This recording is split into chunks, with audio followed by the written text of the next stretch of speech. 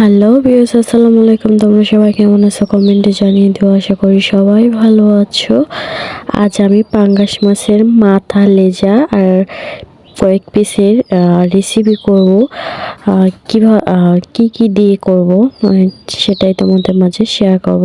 তার জন্য আমি পাঙ্গাস মাছের লেজার আর মাথা নিয়েছি, আর সাথে কয়েক পিস মাছ, আর সাথে নিয়েছি আলু, টমেটো আর হচ্ছে শিম। তো আজ শাক দিয়ে রান্না করব এটা। তো কিভাবে করি সেটা তোমাদের আমি শেয়ার করব। তো মাছগুলো ভেজে নিয়েছি কড়া করে, এরপরে মাছের তেলে আমি কাঁচামরিচ কুচি আর হচ্ছে পেঁয়াজ কুচি দিয়ে দিয়েছি।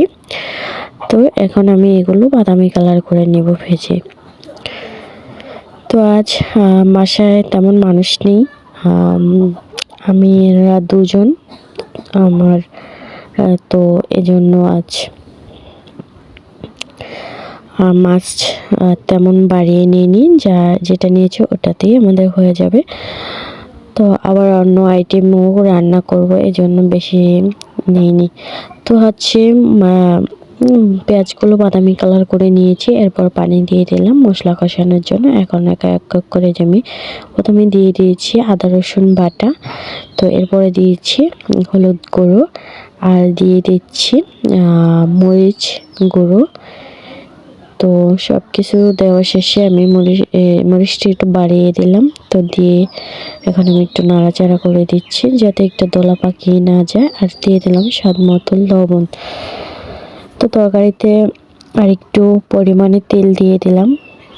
তো পরিমাণ মতো তেল দিয়ে দিলাম। তরকারিতে কিন্তু লবণের স্বাদ হচ্ছে বড় স্বাদ, এটা না দিলে কিন্তু তরকারি খাওয়া যায় না। কোনো তরকারিতে লবণ, হলুদ, মরিচ, তেল কম হলেও খাওয়া যায়, কিন্তু লবণ যদি না হয় তাহলে সেই তরকারি কিন্তু মুখেই তোলা যায় না। আর এদিকেই তো মশলা কষানো হয়ে গেছে, মশলার থেকে তেলও ছেড়ে দিয়েছি। এখন আমি শিম আলুগুলো দিয়ে ভালো করে কষিয়ে নেব। শিম আলুগুলো আমি আগে ভালো করে কষাবো, আর এটা কষিয়ে সুন্দর করে তারপর লাস্ট টাইম আমি হচ্ছে টমেটোগুলো দিয়ে দেব। টমেটোটা হচ্ছে টক, তো এই টকটা দিলে কিন্তু যে কোনো সবজি একটু শক্ত শক্ত টাইপের হয়ে যায়, সেদ্ধ হয় না ভালো করে।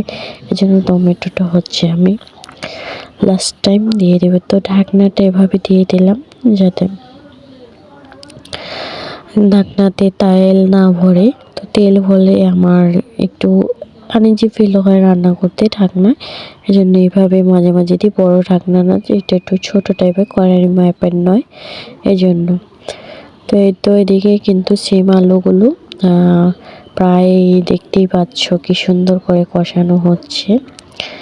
তো ভালো করে কষানো শেষ। এখন এই যে টমেটো কুচিগুলো দিয়ে দিলাম। টমেটো কুচিগুলো দিয়ে এখন আমি ভালো করে এগুলোর সাথে সুন্দর করে কষিয়ে নেব। তো কষানো হলে তারপরে হচ্ছে আমি ঝোল দিয়ে দেব। আর টমেটোটা কষানোর ভেতর দিলে কিন্তু এতক্ষণে শিম আলু কষাতে কষাতে একবারে গলে যেত, খেতে তেমন পেতামই না।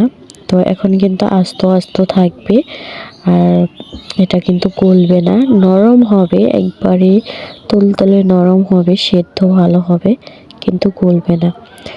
তো ঝোল দিয়ে দিয়েছি, এই তো পরিমাণ মতো ঝোল দিয়েছি যতটুকু লাগে। এরপরে এই তো আমি ফুটিয়ে ঝোলটাকে ফুটে গেছে। আর এদিকে হচ্ছে আগুনটা তেমন জ্বলতেছিল না ভালো করে, তো রান্না করতে আমার একটু কষ্টই হচ্ছিল।